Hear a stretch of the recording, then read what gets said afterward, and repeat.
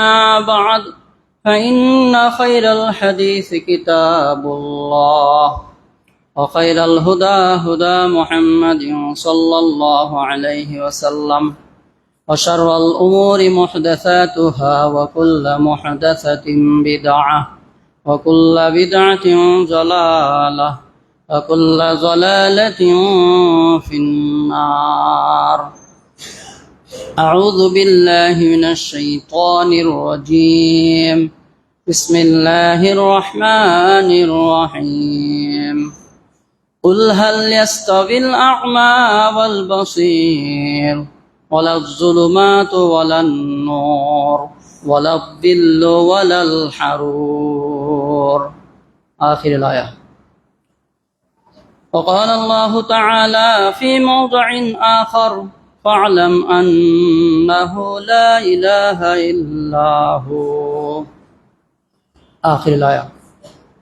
وعن أبي هريرة رضي الله تعالى عنه قال قال رسول الله صلى الله عليه وسلم إذا مات الإنسان انقطع عنه عمله إلا من ثلاثة إلا من صدقة جارية أو علم ينتفع به أو ولد صالح يدعو له. মুত্তাফাকুন আলাইহি। যাবতীয় তারিফ, যাবতীয় হামদ ও সানা সেই মহিয়ান গরিয়ান সর্বশক্তিমান আল্লাহ রাব্বুল ইজ্জাতের শানে, যে রাব্বুল ইজ্জাত আমাদেরকে পবিত্র কোরআন এবং সহিহ সুন্নাহ অনুযায়ী চলার তৌফিক দান করেছেন, সেই আল্লাহ রাব্বুল ইজ্জাতের শানে সউচ্চরে সবাই শুকরিয়া জ্ঞাপন করছি। সকলে বলুন আলহামদুলিল্লাহ।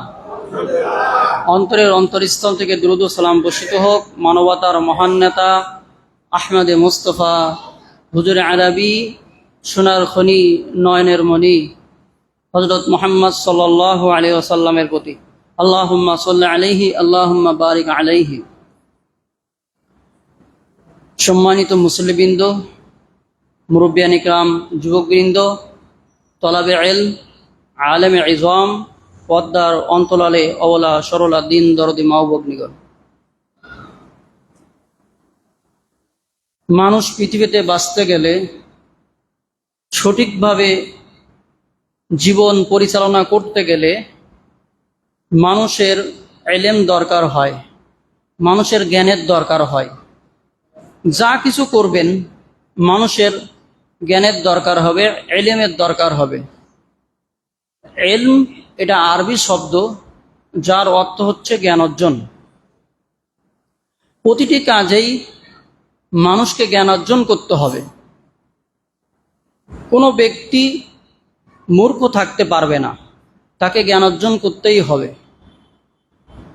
আল্লাহ তাআলা পবিত্র কোরআনে সর্বপ্রথম যে সূরাটি নাজিল করেন, সেই সূরার মাধ্যমে রাসূল সাল্লাল্লাহু আলাইহি ওয়াসাল্লামকে জ্ঞান অর্জন করতে বলেছিলেন।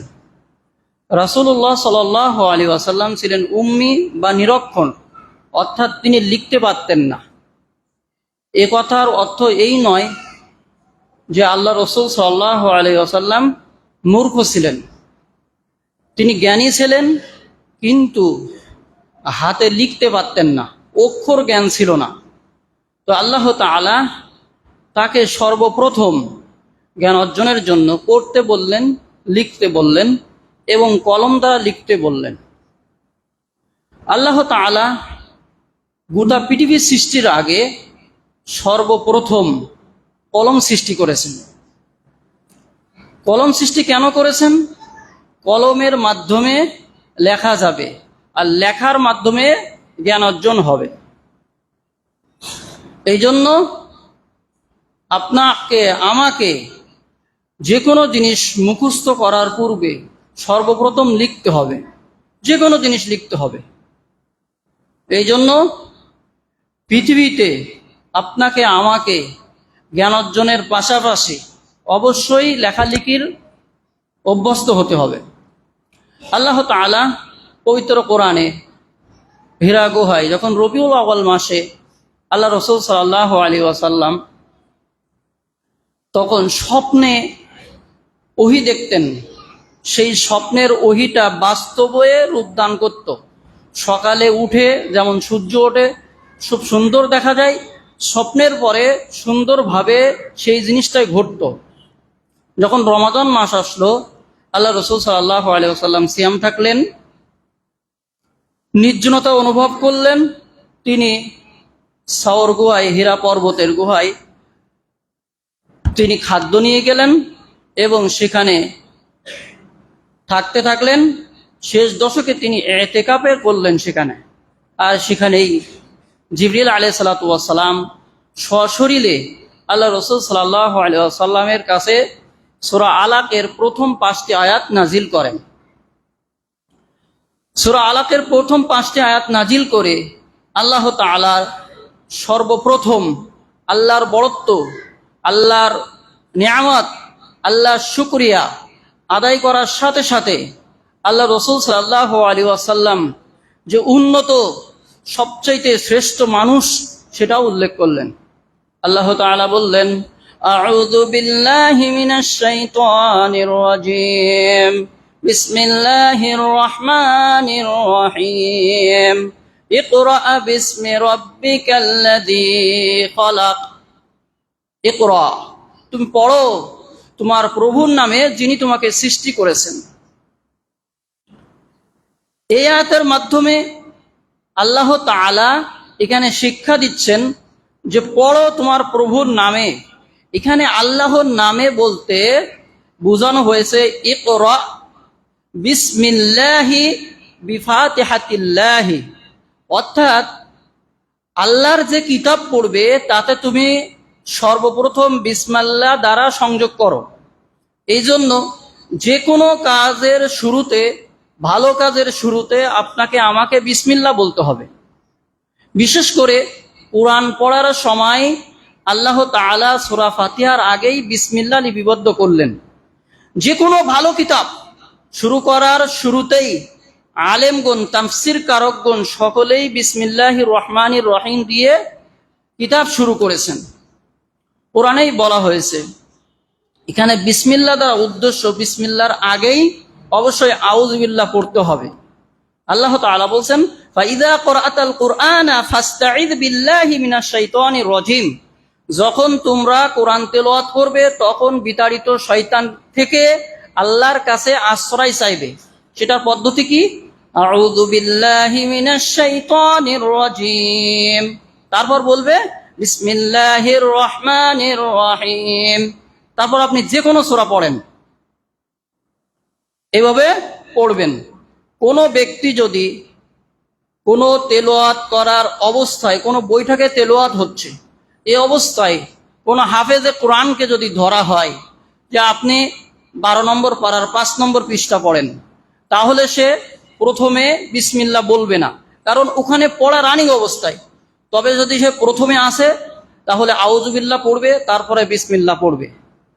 আর যদি পড়া রানিং অবস্থায় সেখানে কোনো প্রতিযোগিতা হচ্ছে বা পূর্বে থেকে কে পড়ছেন তাকে ধরা হলো, তখন সে সর্বপ্রথম আউযু বিল্লাহি মিনাশ শাইতানির রাজীম ওয়া ইয়াসনাউল ফুলকা ওয়া কুল্লামা মাররা আলাইহি মালাউম মিন কওমিহি সাখিরু মিন। এটা হলো পদ্ধতি, এটা হলো ওয়ে, এটা হলো আপনার কোরআন পড়ার একটা মূলনীতি।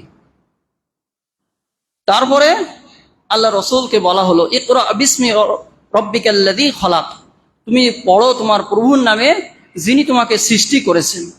এখানে আল্লাহ তাআলা নিজেই সৃষ্টিকর্তা, মানুষকে সৃষ্টি করেছেন। এই আয়াতের মাধ্যমে আল্লাহ তাআলা তার রাসূলকে তাওহীদের শিক্ষা দিচ্ছেন। তাওহীদ, আল্লাহ যে একত্ববাদ, একচ্ছত্র ক্ষমতার অধিকারী আল্লাহ তাআলা, এটা রব শব্দ দ্বারাই বোঝানো হচ্ছে। এবং সাথে সাথে আল্লাহই সৃষ্টিকর্তা, তিনি সবকিছুকে সৃষ্টি করেছেন, এটা আল্লাহ তাআলাই বলছেন। এখানে সৃষ্টিকর্তা হিসাবে অধিকাংশ মানুষ সকলেই আল্লাহ তাআলাকেই মানে।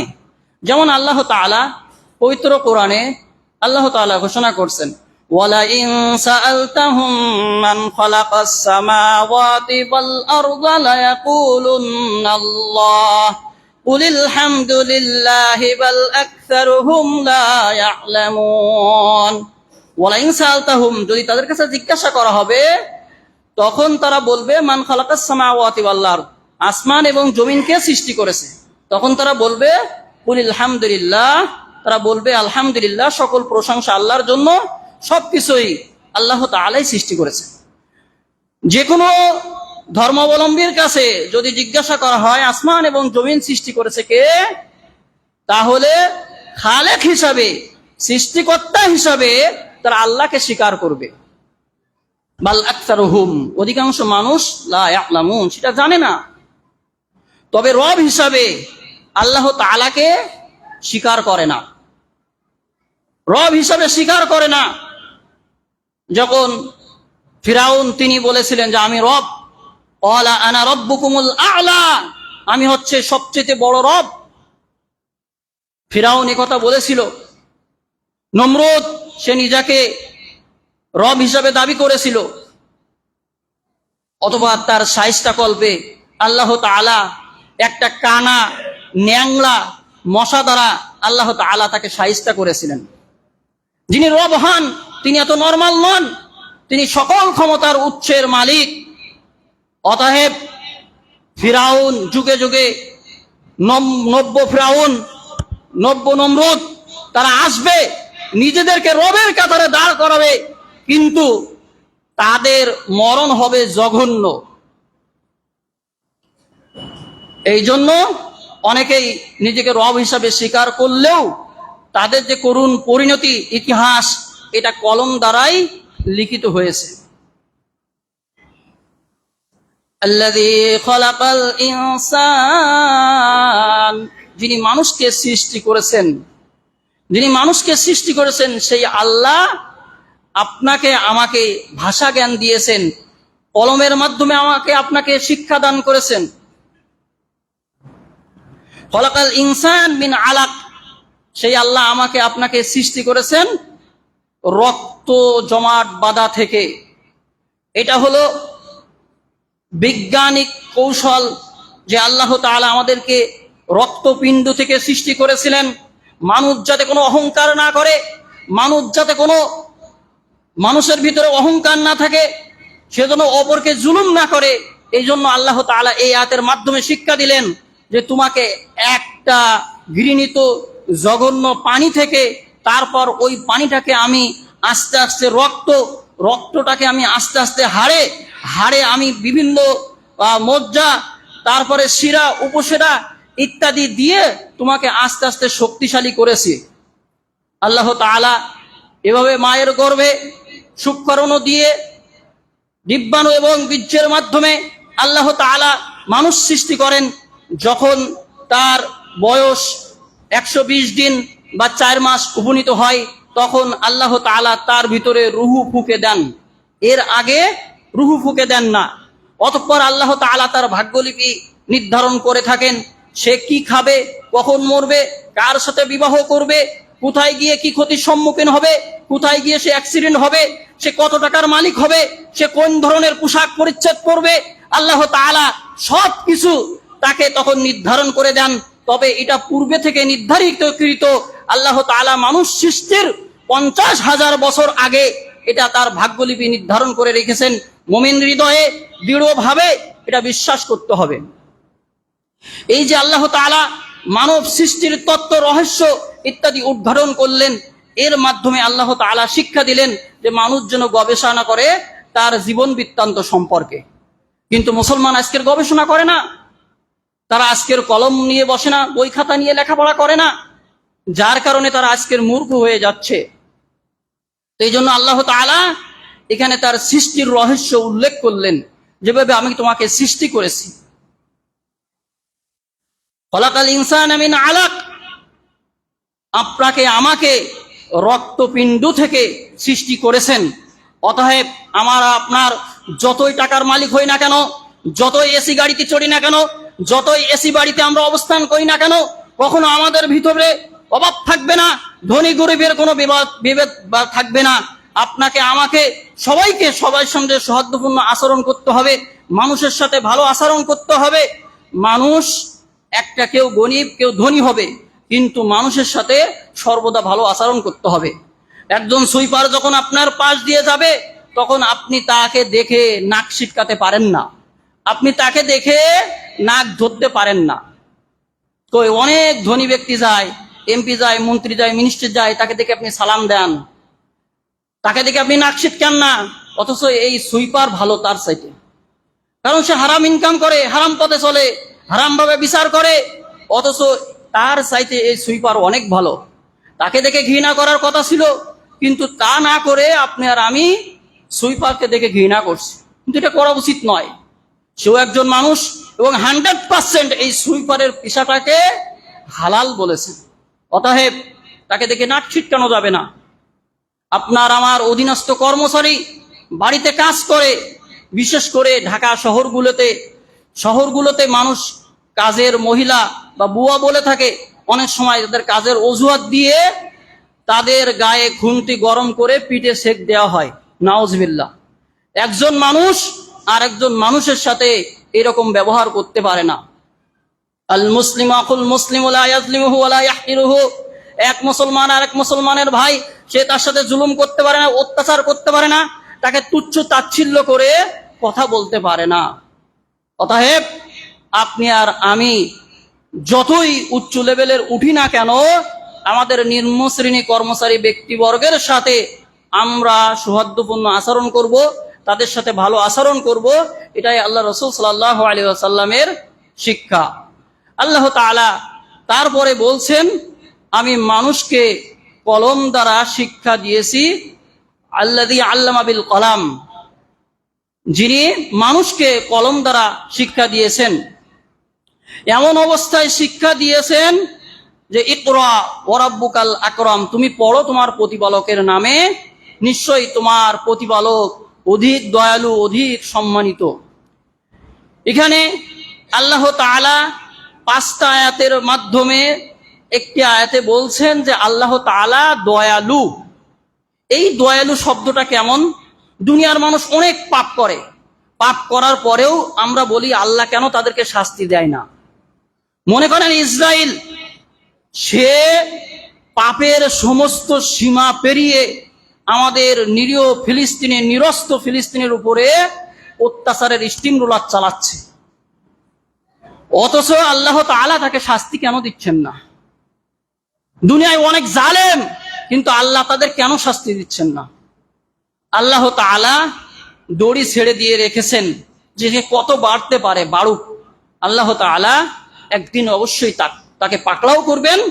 এবং ইন্না আখদাহু আলিমুন শাদীদ, আল্লাহর পাকড়া, আল্লাহর ধরা খুব মজবুত ধরা। অতএব আল্লাহ কখন ধরবেন সেটা আল্লাহ তাআলাই জানেন, কিন্তু আল্লাহর দয়া বেশি। আল্লাহ তাআলা বলছেন যে আমার রাগ যতই হোক না কেন, এই রাগের উপরে আমার রহমত প্রাধান্য পাবে। সুবহানাল্লাহ, আলহামদুলিল্লাহ। আল্লাহর রহমত, আল্লাহর দয়া প্রাধান্য পাবে। আমরা এত অন্যায় করি, গভীর রাতে আমরা চুরি করি, গভীর রাতে আমরা জিনা ব্যভিচার করি, গভীর রাতে আমরা বিভিন্ন হারাম খাই, ঘুষ খাই, সুদ খাই, বিভিন্ন অপরাধ প্রবণতা করি। আমরা নিজেরাই জানি যে আমরা কত পাপে জর্জরিত, অথচ আল্লাহ আমাদের কেন পাকড়াও করেন না? আল্লাহ আমাদেরকে সুযোগ দেন, দেখি বান্দা ভালো হয় কিনা, দেখি বান্দা ভালো হয় কিনা, দেখি বান্দা ভালো হয় কিনা। এভাবে আল্লাহ তাআলা বারবার সুযোগ দেন। আল্লাহ তাআলা তারপর বলছেন যে আল্লাহ মানুষকে সৃষ্টি করেছেন যখন মানুষ কিছুই জানতো না, মানুষ কিছুই জানতো না। এমনকি মুহাম্মদ সাল্লাল্লাহু আলাইহি ওয়াসাল্লাম নিজেই কিছু জানতেন না। আল্লাহ তাআলা অন্য আয়াতে এটা উল্লেখ করছে, মা তাদরি ফিল কিতাব ওয়ালাল ঈমান। হে নবী, আপনি ঈমান কি আর কিতাব কি এটাই জানতেন না। কিতাব জ্ঞান আল্লাহ রসুলের ছিল না, কোরআনের জ্ঞান আল্লাহ রসুলের ছিল না, এমনকি ঈমানের জ্ঞান আল্লাহ রসুলের ছিল না। সেটা আল্লাহ তাআলাই শিক্ষা দিলেন। আল্লাহ তাআলা অন্যত্র আয়াতে বলছেন, ওয়াল্লাহু ইয়াখরুজুকুম মিন বুতুনি উম্মাহাতিকুম লা তা'লামুনা শাইআ। আল্লাহ তাআলা বলছেন, আল্লাহ মানুষের পেটের ভিতরে অর্থাৎ মায়ের গর্ভের ভিতরে মানুষকে সৃষ্টি করেছেন যখন মানুষ কিছুই জানতো না। এই আয়াতের মাধ্যমে বোঝা যায় মানুষ পেটের ভিতরে থাকলেও যতই পীর সাহেবের বাচ্চা হোক না কেন, যতই বুজুর্গনের দিনের বাচ্চা হোক না কেন, যদি মায়ের গর্ভে থাকে তো মায়ের গর্ভে থেকে তার কিছু জানা সম্ভব না। অনেকে বিভিন্ন চ্যানেলে দেখায় যে মায়ের গর্ভ থেকেই সে অনেক কিছু শিখেছে, হুবু কোরআন পড়তেছে। আবার আব্দুল কাদের জিলানী, তাকে বড় পীর বলা হয়, বড় পীর আব্দুল কাদের জিলানী মায়ের পেট থেকে 18 পারা কোরআন মুখস্থ করেছেন। এটা একদম ডাহা মিথ্যা কথা, ডাহা মিথ্যা কথা। মায়ের পেটে থেকে কোরআন মুখস্থ করা সম্ভব নয়। মুহাম্মদ সাল্লাল্লাহু আলাইহি ওয়াসাল্লাম, যারা আগের গুনাহ মাপ পরের গুনাহ মাপ, সকল নবীর শিরা নবী, সকল যুগের সর্বকালের সর্বশ্রেষ্ঠ মানুষ, সকল মানুষের চাইতে শ্রেষ্ঠ মানুষ, যিনি মায়ের পেট থেকে কোরআন মুখস্থ করতে পারলেন না, আর আব্দুল কাদের জিলানী কিভাবে মায়ের পেট থেকে 18 পারা কোরআন মুখস্থ করবেন? এটা মিথ্যা কথা, মানুষকে বোকা বানানো হয়। এই জন্য বিদ্যায় ত্রুটি জাতির ধ্বংস। অতএব আপনাকে আমাকে জ্ঞান অর্জন করতে হবে। মানুষ না জানলে, চেষ্টা না করলে কিছুই জানতে পারবে না। অতএব আপনাকে আমাকে চেষ্টা করতে হবে, জানতে হবে। অতএব আব্দুল কাদের জিলানী মায়ের পেটে কোরআন মুখস্থ করেছেন, এই ধারণা তো নিতান্তই মিথ্যা। এই ভ্রান্ত ধারণা থেকে আমাদেরকে বেরিয়ে আসতে হবে। আল্লাহ তাআলা বলছেন, ওয়াল্লাযীনা জাহাদু ফীনা লানাহদিয়ান্নাহুম সুবুলানা। ওয়াল্লাযীনা, যারা জাহাদু, যারা চেষ্টা করে, ফিকির করে, চিন্তা করে, গবেষণা করে, গবেষণার দ্বার উন্মুক্ত করে, তাদেরকেই আল্লাহ তাআলার রাস্তায়, হিদায়াতের রাস্তায়, আল্লাহ তাআলার নূর, আল্লাহ তাআলার জ্যোতি তারা দেখতে পায়। সুবহানাল্লাহ, আলহামদুলিল্লাহ। অতএব আপনাকে আমাকে চেষ্টা করতে হবে। আল্লাহ তাআলা অন্য আয়াতে বলছেন, আল্লাযীনা ইয়াসতামিউনাল কওলা ফায়াত্তাবিউনা আহসানা উলাইকাল্লাযীনা হাদাহুমুল্লাহ। আল্লাযীনা, যারা, ইয়াসতামিউনাল কওলা, যারা বক্তব্য শুনে, কথা শুনে, সুন্দরভাবে মনোযোগ সহকারে খুতবা শ্রবণ করে, ফায়াত্তাবিউনা আহসানা, তার ভিতরে সবচেয়ে বেস্ট অফ অল, সবচেয়ে যেটা ভালো, সেটাকে তার ভালো লেগেছে, এই কথাটা সে শ্রবণ করে রাখে, আল্লাহ তাকেই হিদায়াতের রাস্তায় দান করেন। সুবহানাল্লাহ, আলহামদুলিল্লাহ। অতএব আপনাকে আমাকে সুন্দরভাবে মনোযোগ সহকারে বক্তব্য শ্রবণ করতে হবে, তবেই আমাদের জ্ঞান অর্জন হবে। আল্লাহ তাআলা আমাদেরকে শিক্ষা দিয়েছেন যে জ্ঞান অর্জন করতে হবে। কেন জ্ঞান অর্জন করব? কারণ যারা জানে এবং যারা জানে না তারা সমান হতে পারে না। আল্লাহ তাআলা বলছেন, কুল হাল ইয়াস্তাবিল্লাযীনা ইয়া'লামুনা ওয়াল্লাযীনা লা ইয়া'লামুন। যারা জানে, হে নবী আপনি বলে দিন, যারা জানে এবং যারা জানে না তারা কি সমান হতে পারে? জুতার সোজা পিঠ আর উল্টা পিঠ কি সমান হতে পারে? হতে পারে না। অতএব যারা জানে, যারা জ্ঞানী ব্যক্তি আর যারা মূর্খ ব্যক্তি, তাদের ভিতরে পার্থক্য রয়েছে। যেমন ভাবে চাঁদ আর পৃথিবী, কোথায় চাঁদ আর কোথায় পৃথিবী, অনেক ব্যবধান রয়েছে। অতএব মানুষকে জ্ঞান অর্জন করতে হবে। আজকের এক শ্রেণীর মানুষ মনে করে যে শুধুমাত্র কোরআন জানতে হবে, আপনার বিজ্ঞান জানা যাবে না। কিন্তু কোরআন জানতে হবে, সাথে সাথে বিজ্ঞান জানতে হবে। কারণ কোরআনের 1/3, 1/3 গ্রন্থ হচ্ছে এই কোরআন গ্রন্থ। অতএব কোরআনটাও বিজ্ঞানময় গ্রন্থ। কোরআন জানতে হবে, বিজ্ঞানও জানতে হবে। অতএব বাচ্চাকে সায়েন্সে লেখাপড়া করানো যাবে না, এই ধারণাটা ভুল। বাচ্চাকে অবশ্যই সায়েন্সে লেখাপড়া করানো, অসুবিধা নেই। সে কোরআন জানবে, সাথে সাথে সায়েন্স জানবে, সে বিজ্ঞান জানবে। কোরআনেই বিজ্ঞানের কথা বলা হয়েছে। আল্লাহ তাআলা অন্য আয়াতে বলছেন, কুল হাল ইয়াস্তাবিল আ'মা ওয়াল বাসীর ওয়ালায-যুলুমাতু ওয়ালান-নূর ওয়ালায-যিল্লু ওয়ালাল-হারুর। কত সুন্দরভাবে আল্লাহ তাআলা বলেছেন, চমৎকার আয়াত। কুল হাল ইয়াস্তাবিল আ'মা ওয়াল বাসীর, অন্ধ ব্যক্তি আর চক্ষুষ্মান ব্যক্তি, যে দেখে এবং যে দেখে না, উভয় কি সমান? অন্ধ আর চক্ষুষ্মান ব্যক্তি উভয় কি সমান? ওয়ালায-যুলুমাতু ওয়ালান-নূর, আলো এবং অন্ধকার কি সমান? আজকের যদি এই দিনের আলো না আসতো, তাহলে আমরা বুঝতাম না যে পৃথিবীটা এত সুন্দর। পৃথিবী এত চাকচিক্যময়, মানুষ এত সুন্দর, মানুষ এত সুন্দরভাবে চলাফেরা করে, পৃথিবীর বিভিন্ন দর্শনার্থী স্থান এত সুন্দর, পৃথিবীতে বিভিন্ন ফল এত সুন্দর, এত দেখতে সুন্দর, এই জিনিসগুলো আমরা দেখতে পেতাম না যদি দিনের আলো না আসতো। সারা জীবন যদি অন্ধকার থেকে যেত তাহলে আমরা বুঝতাম না পৃথিবীতে এত সুন্দর। এটা আল্লাহ তাআলার নিয়ামত, নাজ নিয়ামত। আল্লাহ তাআলা আলো দিয়েছেন, অন্ধকার দিয়েছেন, এ দ্বারা অনেক শিক্ষণীয় বিষয় রয়েছে। এই জন্য ওয়ালা জিল্লু ওয়ালাল হারুর, আপনার আল্লাহ তাআলা বলছেন যে অন্ধকার এবং আলো সমান নয়, অতএব আপনাকে আমাকে অবশ্যই জ্ঞান অর্জন করতে হবে। আল্লাহ তাআলা তার রাসূল সাল্লাল্লাহু আলাইহি ওয়াসাল্লামের মাধ্যমে জানিয়ে দিয়েছেন, মান সালাকা তরিকান ফিহি ইলমান ইয়ালতামিসু ফিহি ইলমান সাহালাল্লাহু লাহু তরিকান ইলাল জান্নাতি। যে ব্যক্তি জ্ঞান অর্জনের উদ্দেশ্য আল্লাহর পথে এক পা বাড়ায়, এক কদম বাড়ায়, আল্লাহ তার পথকে সহজ করে দেন জান্নাতের রাস্তায়। সুবহানাল্লাহ, আলহামদুলিল্লাহ। আপনি আর আমি আল্লাহর রাস্তায় যদি জ্ঞান অর্জন করার জন্য পা বাড়াই, তাহলে আল্লাহ তাআলা আমাদের ওই রাস্তাকে জান্নাতের রাস্তায় পরিণত করে দিবেন। সুবহানাল্লাহ, আলহামদুলিল্লাহ। আল্লাহ রাসূল সাল্লাল্লাহু আলাইহি ওয়াসাল্লাম বলেছেন, গুটি কয়েকজন মুসলমান বান্দা যদি কোনো মসজিদে, কোনো মাদ্রাসায় দ্বীনি ইলম শিক্ষার জন্য যদি সেখানে বসে থাকেন, তাহলে আল্লাহ রাসূল সাল্লাল্লাহু আলাইহি ওয়াসাল্লাম বলেছেন ওই জায়গাটাকে আল্লাহ তাআলা নেকি দ্বারা পরিপূর্ণ করে দেন।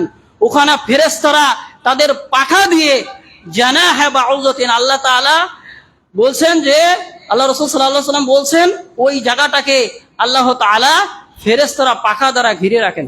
সুবহানাল্লাহ, আলহামদুলিল্লাহ। এমনকি কোন তলাবে ইলম, কোন মাদ্রাসার ছাত্র বা কোন দ্বীনি ইলম শিক্ষার জন্য যদি পথ বাড়ায়, তাহলে তার জন্য সমুদ্রের মাছ দোয়া করে, এমনকি জমিনেকে যত পিপিলিকা রয়েছে, যত পিপলা রয়েছে, সবাই এই তলবে ইলমের জন্য যারা জ্ঞান অর্জনের উদ্দেশ্য বাইরে হয়, সকল পিপিলিকা এবং সকল সমুদ্রের মাছ এদের জন্য দোয়া করতে থাকে। সুবহানাল্লাহ, আলহামদুলিল্লাহ।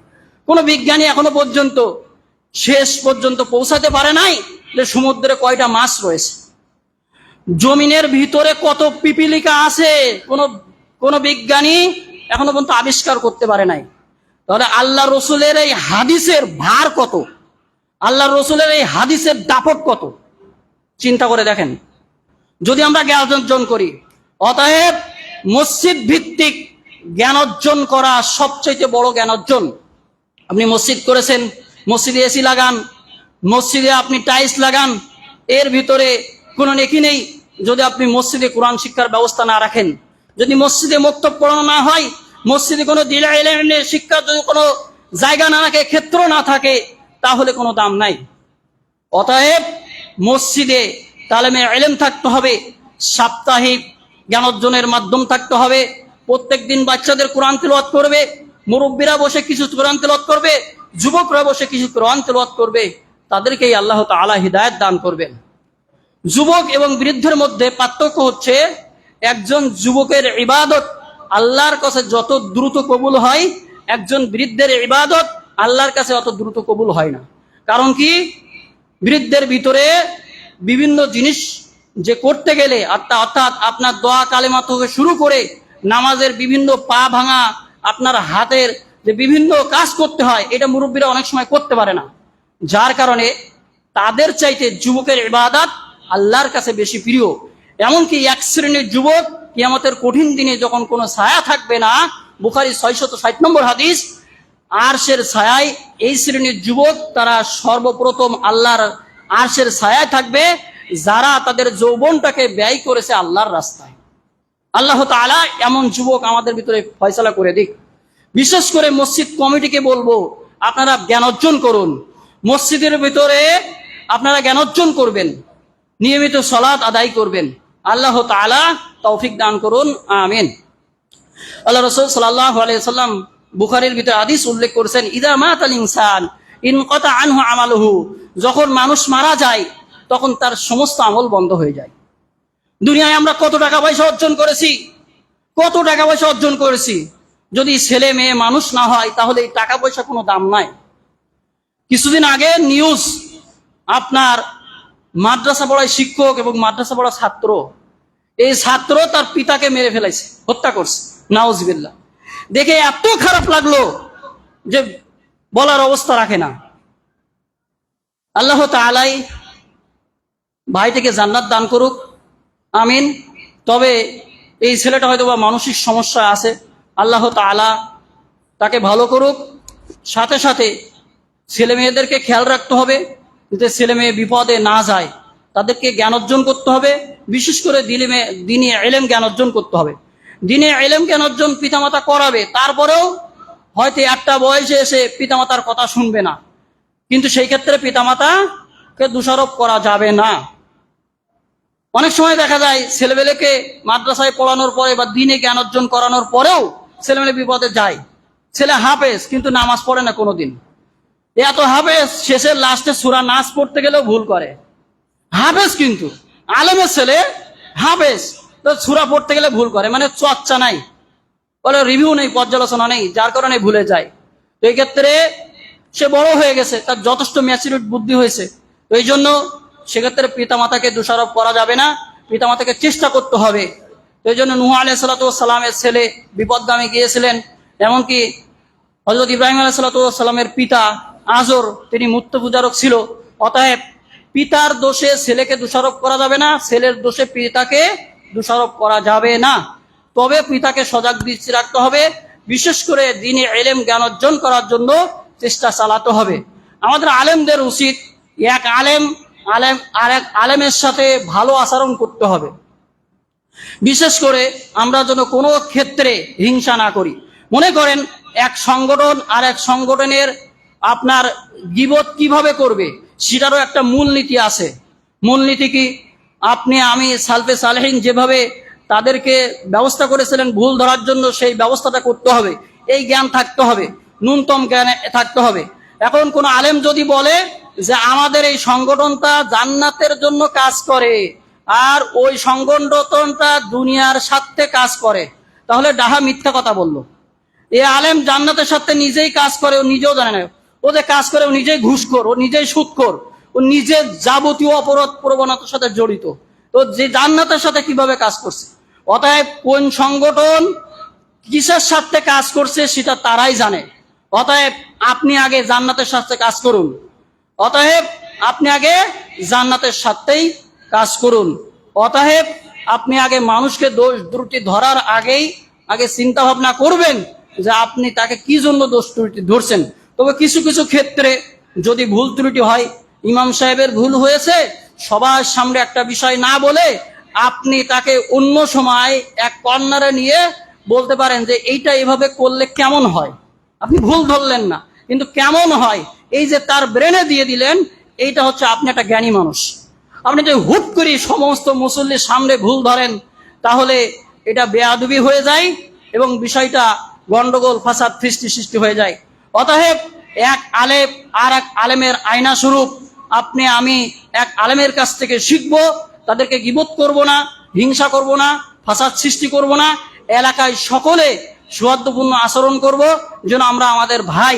মনে করেন এক গ্রামের মানুষ যদি এই গ্রামে এসে কাউকে মেরে যায়, তাহলে কিন্তু গ্রামের বিশেষ করে যুবক শ্রেণীর রক্ত গরম হয়ে যায়। এটা গরম হওয়াই স্বাভাবিক, কারণ তাদের ভিতরে মিল মহব্বত থাকতে হবে, এটা দরকার আছে, এটা ইউনিটি। মনে রাখবেন, একটা সুইপারের যদি আপনি গায়ে হাত দেন, তাহলে সকল সুইপার এসে আপনাকে মারবে। কেন? তাদের ভিতরে একটা ইউনিটি আছে। আমাদের আহলে হাদিস সমাজের ভিতরে এরকম একটা ঐক্য থাকা দরকার, ইউনিটি থাকার দরকার। কোন ব্যক্তি যদি তাদের গায়ে হাত দেয়, তাহলে আমরা তাদেরকে মারবো না, কিন্তু সামনে দাঁড়াবো। অন্তত 10 জন 20 জন যুবক যদি তাকে দাঁড়াই যায় তার সামনে, তাহলে গায়ে হাত দিতে পারবে না। আজকের ময়মনসিংহে আমাদের মাদ্রাসা মসজিদ সেখানে ভেঙে ফেলানো হলো, অথচ সেখানে বহুত মাদানি আছে, মাদানি আলেম আছে, তো তারা কেন দাঁড়ালো না? তাদেরকে দাঁড়ানো উচিত ছিল। অতএব জুলুমের বিরুদ্ধে আপনি যদি কথা না বলেন, তাহলে আপনার ভিতরে কোনো ঈমান নাই। অতএব যদি জালেম শাসক থাকে, তাহলে সর্বোত্তম জিহাদ হচ্ছে জালেম শাসকের সামনে সত্য কথাটা তুলে ধরা, সত্য কথা তুলে ধরতে হবে। ইমাম সাহেব বলিষ্ঠ কণ্ঠস্বর ভাবে বক্তব্য দান করবে, এলাকায় যে কোনো জায়গায় যে কোনো খারাপ কাজ হোক না কেন, কারণ নাম উল্লেখ না করে সেই বিষয়টা সে উপস্থাপন করবে। এটা ইমাম সাহেবের নৈতিক দায়িত্ব। ইমাম সাহেব খুতবা দান করবে।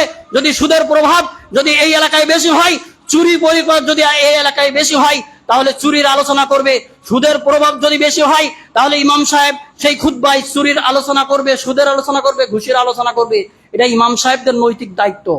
চাকরি যে কদিন হয় থাকবে, কোনো অসুবিধা নেই, কিন্তু বলিষ্ঠভাবে তার কথা বলতে হবে। উদাত্ত আহ্বান জানাবো, এই জ্ঞান অর্জন গুলো আমাদেরকে করতে হবে। আল্লাহ রাসূল সাল্লাল্লাহু আলাইহি সাল্লাম বলেছেন, যখন মানুষ মারা যায় তার সমস্ত আমল বন্ধ হয়ে যায়, টাকা পয়সা অর্থ করি বাল বাচ্চা কিছুই কাজে লাগে না, ইল্লা মিন সাদকাতিন জারিয়াতিন ইল্লা মিন সালাসা, তিনটা আমল ব্যতীত সমস্ত আমল নষ্ট হয়ে যায়। একটা হলো সদকায়ে জারিয়া। সদকায়ে জারিয়া কি? একটা মসজিদ নির্মাণ করা, একটা নলকূপ গেড়ে দেওয়া। মানুষ হাঁটাচলা করতে পারছে না, সেখানে আপনি ইট দিয়ে দেন, আপনি রাস্তা নির্মাণ করে দেন, আপনি গাছ লাগান, সেই গাছের ফল যতদিন মানুষ খাবে সওয়াব পাবেন। যদি মানুষও না খায়, যদি পশু পক্ষীও খায়, তাহলেও সদকায়ে জারিয়া হিসাবে আপনার কবরে পৌঁছায় যাবে। সুবহানাল্লাহ, আলহামদুলিল্লাহ। কত চমৎকার কথা আল্লাহ রাসূল বললেন। গাছ লাগাবেন, মানুষ খাবে না, নিজেও খাওয়াবে না, পশু পাখি গাছ থেকে ফল নিয়ে যাবে, তাও আপনি সওয়াব পাবেন। এই কাজ করুন, কিছু কিছু জায়গায় গাছ লাগান, আপনি সওয়াব পাবেন। সদকায়ে জারিয়া জনহিতকর, জনকল্যাণমূলক কাজ। মানুষ বিপদগ্রস্ত হয়েছে, বিপদ থেকে উদ্ধার করেন, আপনি সাহায্য করেন। মানুষ অসুস্থ হয়েছে, আপনি সেবা করেন। মানুষ বিভিন্ন ঋণ হয়ে গেছে, আপনি ঋণ মুক্তর ব্যবস্থা করেন। মানুষের সাহায্য নিয়োজিত থাকেন, সদকায়ে জারিয়া করেন, কবরে বসে বসে সওয়াব পাবেন। আল্লাহ রাসূল সাল্লাল্লাহু আলাইহি সাল্লাম বলছেন, আও ওয়ালাদুন আও ইলমুন ইনতাফাউ বিহি, এমন ইলম যে জ্ঞান অর্জন যা দ্বারা কবরে পৌঁছায় যায়। কিভাবে? যা দ্বারা মানুষের উপকার হয়। আপনি একজনকে কোরআন শিখালেন, সে আবার আরেকজনকে শিখাচ্ছে, সে আবার আরেকজনকে শিখাচ্ছে, সে আবার আরেকজনকে শিখাচ্ছে। আপনি একটা সূরা জানেন, সহি শুদ্ধভাবে পড়তে পারেন, আপনি আরেকজনকে শিখান, সে আবার আরেকজনকে শিখাবে। এভাবে তার প্রত্যেকটা হরফের বিনিময়ে 10 নেকি হবে। আর আপনি যে পড়ালেন, তাকে শিক্ষালেন, আপনারও ওই 10 নেকি কবরে পৌঁছায় যাবে। সুবহানাল্লাহ, আলহামদুলিল্লাহ। আর এমন সন্তান, 3 নম্বর হলো এমন সন্তান পৃথিবীতে পয়দা করে দেওয়া, সৃষ্টি করে যাওয়া। এটা হলো most important of this situation. এই যে জেনারেশন, এই জেনারেশনের জন্য এটা একটা কঠিন চ্যালেঞ্জ, যে সৎ সন্তান পৃথিবীতে সৃষ্টি করে যাওয়া। এমন সন্তান গঠন করুন, আপনি মারা যাবেন, তাও মানুষ বলবে যে তিনি মারা গেছেন, কিন্তু এমন সন্তান রেখে গেছেন যার পিতার উত্তরাধিকারী ইয়ারিসুনি ওয়ারিসু মিন আলি ইয়াকুব, যে আমার উত্তরাধিকারী হবে এবং ইয়াকুব আলাইহিস সালামের উত্তরাধিকারী হবে। এ কথা কে বলেছিলেন? ইয়াহইয়া আলাইহিস সালাতু ওয়াস সালাম সম্পর্কে। অতএব আপনাকে আমাকে এরকম সন্তান সৃষ্টি করে যেতে হবে। পিতা ভালো ছিল, সেই ভালোটাকে সে ধরে রাখবে তার সন্তান, বরঞ্চ পিতার চাইতে আরো ভালো হবে। মানুষ বলবে আলহামদুলিল্লাহ, এবং সে তার সন্তান এমন ভালো সন্তান, ইয়াদউ লাহু, তার পিতার জন্য দোয়া করে, যেমন ভাবে আল্লাহ তাআলা সূরা বানী ইসরাঈলে শিক্ষা দান করলেন। ওয়াকুর রাব্বি আউযু বিকা মিনাহা ওয়াকুর রব্বিরহামহুমা কামা রাব্বায়ানি সগীরা। হে আমার প্রতিপালক, আমার পিতামাতা উভয়ের প্রতি তুমি দয়া করো, তুমি রহমত করো, যেমন ভাবে কষ্ট করে সহ্য করে ছোটবেলায় আমাকে লালন পালন করেছিলেন। পিতামাতা জীবিত অবস্থায় থাকলেও এই দোয়া পড়তে হবে, আবার মরার অবস্থায় এই দোয়া পড়তে হবে। পিতামাতার সকল বৈধ কাজে অবশ্যই আনুগত্য করতে হবে। বউ যদি খারাপ হয়, এত খারাপ যে সে আল্লাহর পথ থেকে বাইরে হয়ে যাচ্ছে, পর্দা পুশিদার ধার ধারে না, সিনেমা দেখে, টিকটক করে, বিভিন্ন অপকর্মের সাথে জড়িত, পরকিয়া করে, বিভিন্নভাবে জড়িত, তার পিতা যদি সন্তানকে বলে এই বউ তালাক দিয়ে দাও, ঘরের চৌকাঠ পাল্টাও, তাহলে সম্ভব হলে সে চৌকাঠ পাল্টাবে, তবে এটা তার জন্য ফরজ নয়, তার জন্য ফরজ নয়। পিতা যদি বলে সিনেমা দেখো, খারাপ কাজ করো, চুরি করো, লোকের আইল কেটে ফেলাও, ঘেরের মাছ চুরি করো, তাহলে এই কাজগুলো করা যাবে না। অর্থাৎ অবৈধ কাজে রবের অবাধ্য হয়ে পিতামাতার কথা মানা যাবে না। আসুন, এই জ্ঞান অর্জনগুলো আমাকে থাকতে হবে। ন্যূনতম যে জ্ঞান অর্জন করলেই আমরা ইসলামের মৌলিক স্তম্ভের ভিতরে থাকতে পারবো। সালাত, সিয়াম, কালেমা, নামাজ, রোজা, হজ, যাকাত, এই যে মৌলিক স্তম্ভ, এই মৌলিক স্তম্ভগুলো আমাদেরকে মেন শিখতে হবে। বিশেষ করে আমরা জ্ঞান অর্জন করব। যতই আমরা পৃথিবীতে জ্ঞান অর্জন করি না কেন, সায়েন্স পড়ি, বায়োলজি, যাই কিছু পড়ি না কেন, সব জ্ঞান অর্জনের মেন মাধ্যম হবে আল্লাহকে জানা। 2 নম্বর হলো আল্লাহ রসুলকে জানা। 3 নম্বর হলো আমার দিনকে জানা। আল্লাহ, নবী এবং দিনকে জানা আমাদের মেন উদ্দেশ্য, আমরা যে জ্ঞান অর্জন করি না কেন। অতএব অনেক ব্যক্তি জ্ঞান অর্জন করে নাস্তিক হয়ে যায়, তো ওই জ্ঞান অর্জন করা যাবে না। এমন জ্ঞান অর্জন করবেন না যে জ্ঞান অর্জনের মাধ্যমে সুদের অঙ্ক শেখানো হয়। 100 টাকায় যদি 2 টাকা সুদ হয়, তাহলে 5,03,999 টাকায় কত সুদ হয় হিসাব করে দেখাও। এই জ্ঞান অর্জন দরকার নেই। এই জ্ঞান অর্জন লাথি মেরে ফেলা দেন, এই বই সব পুড়াই ফেলান, এগুলো দরকার নেই। এই ধরনের জ্ঞান অর্জন, তাহলে আপনি যা কিছু অর্জন করেন না কেন, সেটা দিনের সাথে আল্লাহকে জানার জন্য, নবীকে জানার জন্য এবং ইসলামকে জানার জন্য আপনাকে আমাকে শিখতে হবে। অতএব ইসলাম ব্যতীত অন্য যা কিছু আসুক না কেন, সবকিছু বাতিল। ওমাই ইয়াবতাগি গায়রাল ইসলামি দীনান ফালা ইকবালা মিনহু ওয়া হুয়া ফিল আখিরাতি মিনাল খাসিরিন। যে ব্যক্তি ইসলাম ব্যতীত অন্য কিছু তালাশ করে, সব কিছু পরিত্যাজ্য, আর সে আখিরাতে ক্ষতিগ্রস্তদের অন্তর্ভুক্ত হবে। অতএব আসুন আমরা সকলে মিলেমিশে জ্ঞান অর্জন করি। আমাদের জ্ঞান অর্জন যেন পরকালের পাতেও হয়। ওয়াতাযাব্বাদু ফাইন্না খায়রা যাদিত তাকওয়া ওয়াত্তাকুন ইয়া উলিল আলবাব। হে মানুষ, তোমরা পাথেও সংগ্রহ করো, আর সবচেয়ে উত্তম পাথে হলো আল্লাহর ভয়। আর আল্লাহর ভয় যে ব্যক্তি অর্জন করতে পারবে, সেই হচ্ছে সবচেয়ে বড় জ্ঞানী। অতএব আসুন আমরা সকলে আল্লাহকে ভয় করে আল্লাহর দ্বীনের জন্য জ্ঞান অর্জন করি। সকল ভেদাভেদ, হিংসা ভুলে গিয়ে আমরা যেন সকলেই একটা প্ল্যাটফর্মে এক ছাদের নিচে আমরা অবস্থান করতে পারি। আল্লাহ তাআলা আমাদের তৌফিক দান করুন। আমিন। ওয়া আখিরু দাওয়ানা আলহামদুলিল্লাহি রাব্বিল আলামিন।